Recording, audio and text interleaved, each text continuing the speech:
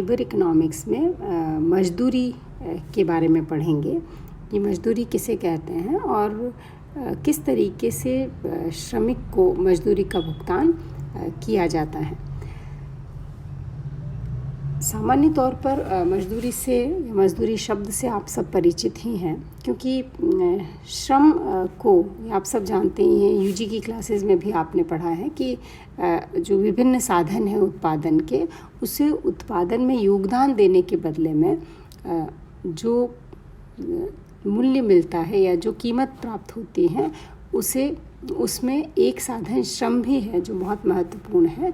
और श्रम को अपने द्वारा किए गई काम के बदले में क्या प्राप्त होती है? मजदूरी प्राप्त होती है। तो मजदूरी के भुगतान की अलग अलग रीतियां हैं। मजदूरी का अपना अलग अलग प्रकार से मजदूरी अलग अलग तरीके से निर्धारित की जा सकती हैं। लेकिन यदि हम मजदूरी के अर्थ की बात करें तो इसे हम संकुचित और विस्तृत दोनों ही तरीकों से समझ सकते हैं। संकुचित अर्थ में जब हम मजदूरी की बात करते हैं तो प्रोफेसर बेनहम और जीड ने मजदूरी शब्द का प्रयोग बहुत ही संकुचित अर्थ में किया है और उन्होंने बताया कि मजदूरी मुद्रा के रूप में वह भुगतान है जो समझौते के अनुसार एक स्वामी अपने सेवक को उसकी सेवाओं के बदले में देता है। और इसी तरीके से जीड का कहना है कि श्रम की कीमत जो साहसी के द्वारा दी जाती है वो मजदूरी कहलाती हैं।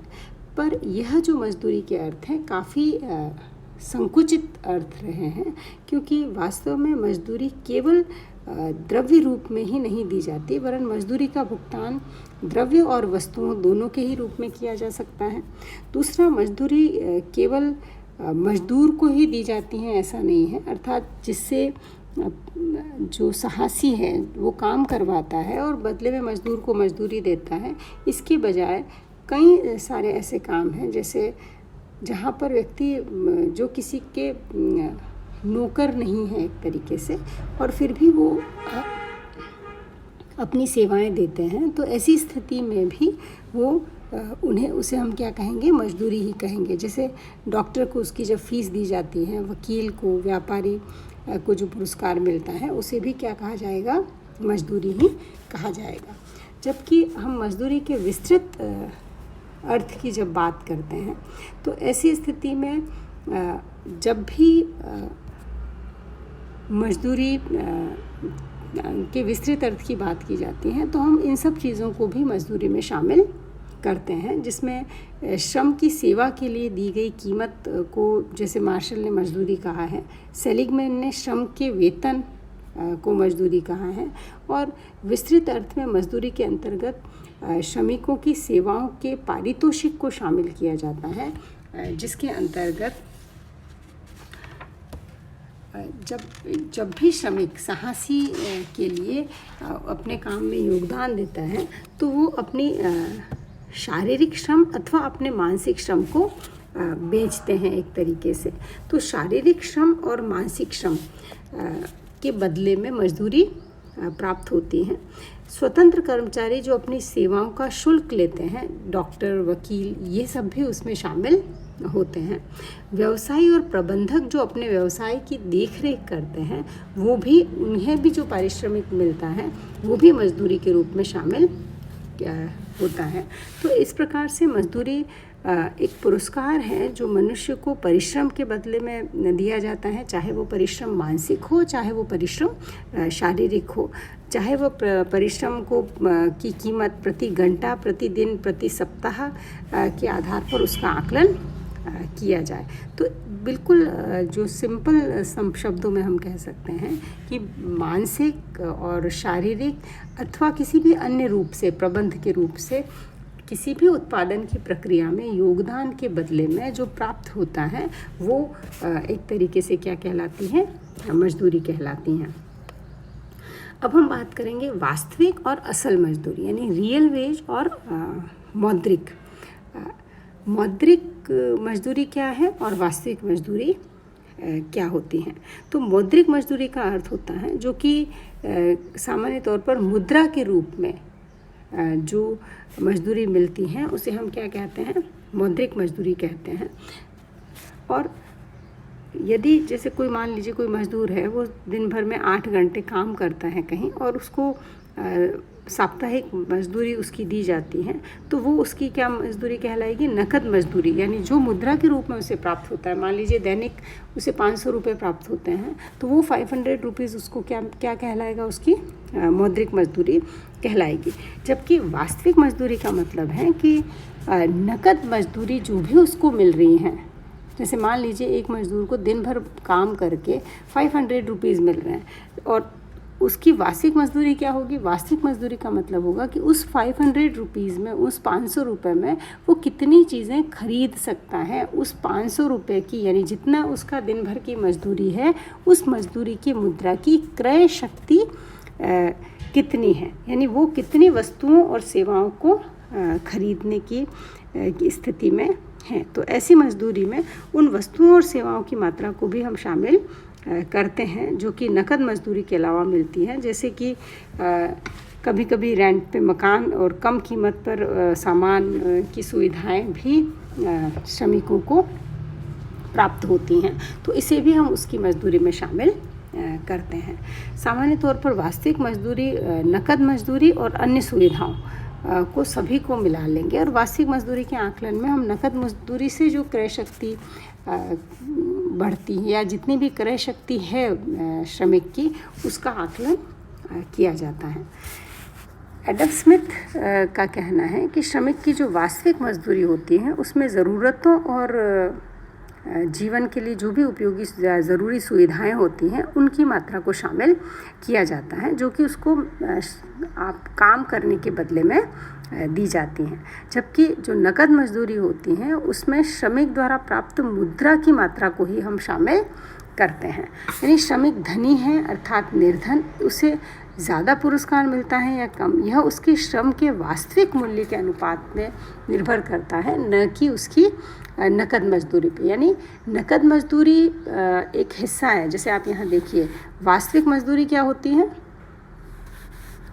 वास्तविक मजदूरी क्या होती है? नकद मजदूरी, यानी जो उसे नकद पैसा मिल रहा है वो, और उसमें दूसरी सुविधाएं क्या होती हैं? जैसे मान लीजिए जहाँ श्रमिक काम करते हैं, वहाँ पर उनके रहने की सुविधा जो है वो फर्म से फ्री में उनको उपलब्ध होती हैं, तो वो उसकी अन्य सुविधा में शामिल हो जाएगी।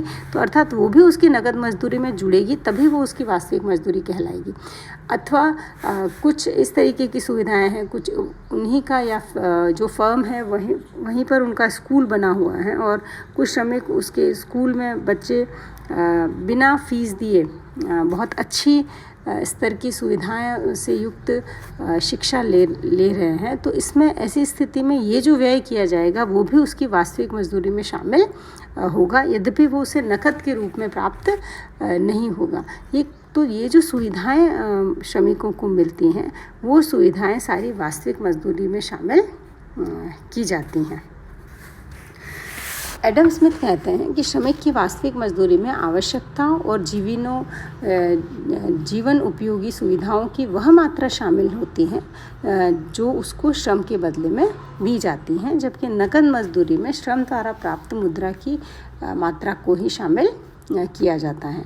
श्रमिक धनी है अथवा निर्धन, उससे अधिक पुरस्कार मिलता है या कम, यह उसके श्रम के वास्तविक मूल्य के अनुपात पे निर्भर करता है, न कि नकद मजदूरी पर। वास्तविक मजदूरी या असल मजदूरी भी जिसे कहते हैं, किसी श्रमिक को उस मजदूरी के बदले में प्राप्त होने वाले शुद्ध लाभों की ओर संकेत दिलाता है, अर्थात उन आवश्यक, आरामदायक और विलासिता संबंधित वस्तुओं की और हमारा ध्यान दिलाता है जो कि श्रमिक अपनी सेवाओं के बदले में प्राप्त करता है। अर्थात श्रमिक अपनी सेवाओं के बदले में मुद्रा भी प्राप्त करता है और सुविधाएं भी प्राप्त करता है। जब हम मौद्रिक मजदूरी की बात करते हैं तो केवल उस मुद्रा की बात करते हैं जो एक तनख्वाह के रूप में दैनिक या साप्ताहिक या मासिक आधार पर मजदूर को दी जाती हैं। और जब हम वास्तविक मजदूरी की बात करते हैं तो उस मौद्रिक मजदूरी में वो सारी सुविधाएं जोड़ दी जाती हैं जो उस मौद्रिक मजदूरी के साथ साथ श्रमिक को मिल रही हैं। ज़्यादातर अर्थशास्त्री मार्शल ने जो परिभाषा दी है वास्तविक मजदूरी की उसके साथ सहमत हैं। और मार्शल का कहना है कि वास्तविक मजदूरी में केवल उन्हीं सुविधाओं और आवश्यकताओं को शामिल करना चाहिए जो कि सेवा योजक के द्वारा प्रत्यक्ष रूप से श्रम के बदले में दी जाती हैं, बल्कि उसके अंतर्गत उन लाभों को भी शामिल करना चाहिए जो व्यवसाय विशेष से संबंधित होते हैं और जिसके लिए सेवा योजकों को अलग व्यय नहीं करना पड़ता। इसका मतलब है कि जो भी सुविधाएं किसी भी एक निर्धारित क्षेत्र में काम करने में मौद्रिक मजदूरी के अलावा जो भी सुविधाएं श्रमिक को प्राप्त हो रही हैं, वो चाहे किसी रूप में हो, जैसे कि मैंने आपको उदाहरण दिया कि मान लीजिए श्रमिकों के रहने के लिए क्वार्टर्स बने हुए हैं फैक्ट्री में ही, है ना, फैक्ट्री के कैंपस में ही। तो ऐसी स्थिति में श्रमिकों के लिए बहुत सुविधा हो जाएगी। उनको आने जाने में ट्रांसपोर्टेशन का, उनका एक स्थान से दूसरे स्थान या फैक्ट्री तक पहुंचने का कोई भी खर्चा उनका नहीं होगा। और उनको रहने के लिए रेंटल हाउस नहीं खरीदना पड़ेगा। मान लीजिए उसी कैंपस में बच्चों के लिए स्कूल है, तो ये भी उनके लिए बहुत ही सुविधाजनक स्थितियाँ हो सकती हैं। तो इस तरीके की जो भी सुविधाएँ मिली हुई हैं उनको भी वास्तविक मजदूरी में जोड़ा जाता है और उसी को वास्तविक और असल मजदूरी कहा है। सामान्य तौर पर जो वास्तविक मजदूरी होती है वो मौद्रिक मजदूरी से ज़्यादा हो सकती हैं यदि हम इन सब सुविधाओं को उसमें जोड़ते हैं। तो वास्तविक मजदूरी और मौद्रिक मजदूरी में एक संबंध है जिसे कि हम इस तरीके से व्यक्त कर सकते हैं, क्योंकि वास्तविक मजदूरी जो है वो नकद मजदूरी बढ़ने पर वास्तविक मजदूरी भी बढ़ती हैं, पर हमेशा ये ज़रूरी नहीं होता, क्योंकि नकद मजदूरी का बढ़ना और घटना किस पे डिपेंड करता है? वास्तविकता की स्थिति में किस पे डिपेंड करता है? क्रय शक्ति पे। मान लीजिए एक मजदूर की वास्तविक मजदूरी 500 रुपये है और वो बढ़कर धीरे धीरे 800 रुपये हो जाती है, यानी थोड़ी बढ़ जाती है।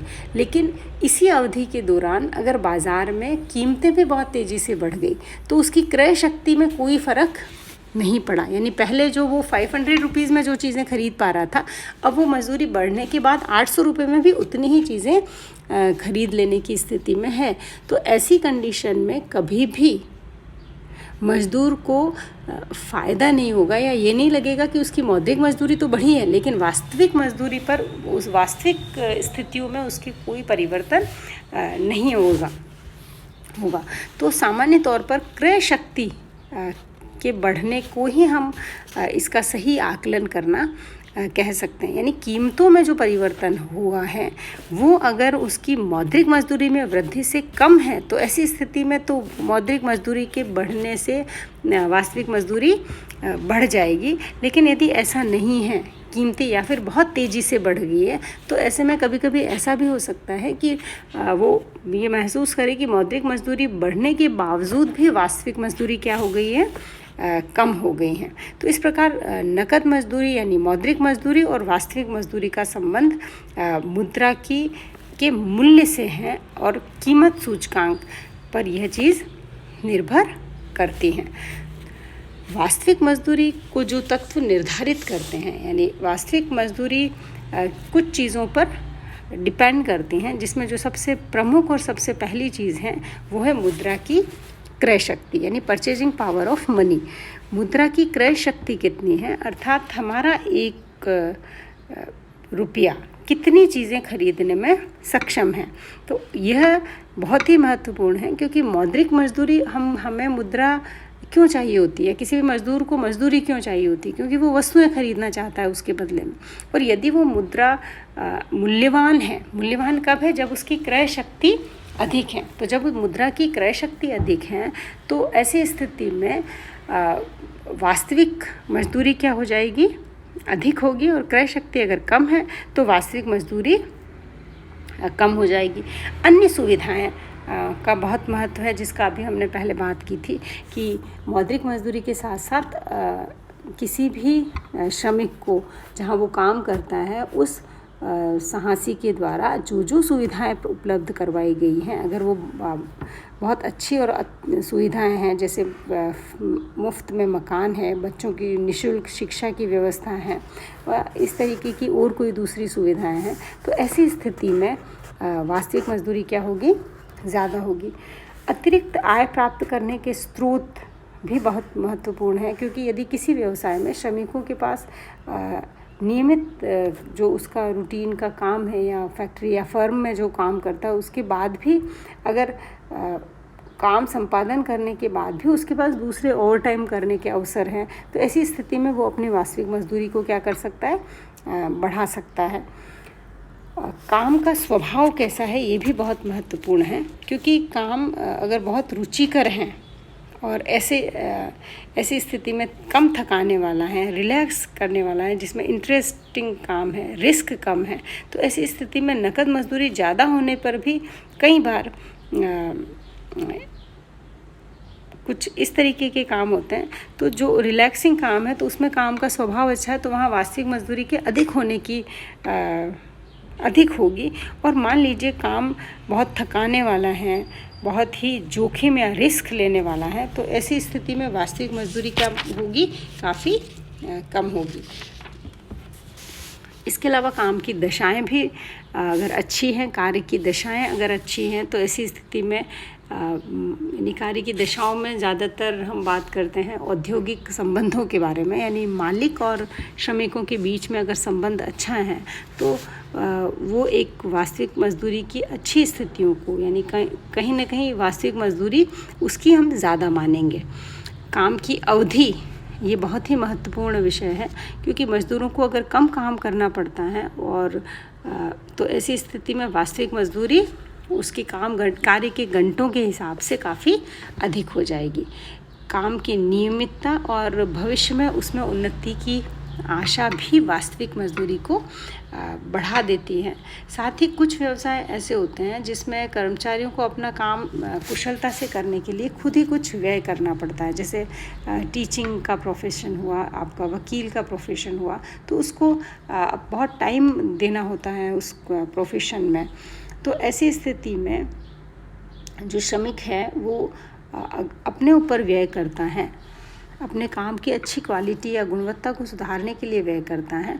तो ऐसी स्थिति में व्यावसायिक जो व्यय है अगर वो किया जाता है तो वो कहीं ना कहीं नकद मजदूरी में से, यानी अपने को जो मज़दूर को जो प्राप्त हो रहा है उस हिस्से में से कुछ अगर अपने डेवलपमेंट के लिए लगाता है, तो इस तरीके से भी अपना काम कुशलता से कर सकता है और वो अपनी वास्तविक मजदूरी को बढ़ा सकता है। साथ ही प्रशिक्षण का समय, आश्रितों को रोजगार की स्थितियाँ और व्यापार की दशाएं, यानी व्यापार की दशाओं का मतलब है कि मुद्रा प्रसार या नकद मजदूरी ज़्यादा रहने पर भी वास्तविक मजदूरी क्या होती है, कम हो जाती हैं। कब? जबकि मुद्रा का मूल्य घटता है। तो ऐसी स्थिति में मजदूरी हमेशा मूल्य स्तर के अगर पीछे रहती हैं, मुद्रा संकुचन की स्थितियां रहती हैं अर्थव्यवस्था में, यानी क्रय शक्ति अधिक हो जाती हैं, तो ऐसी स्थिति में वास्तविक मजदूरी बढ़ जाएगी, और क्रय शक्ति कम होती है तो वास्तविक मजदूरी कम हो जाएगी। इसी के साथ सामाजिक सम्मान और व्यापार की दशाएं जैसी चीज़ें भी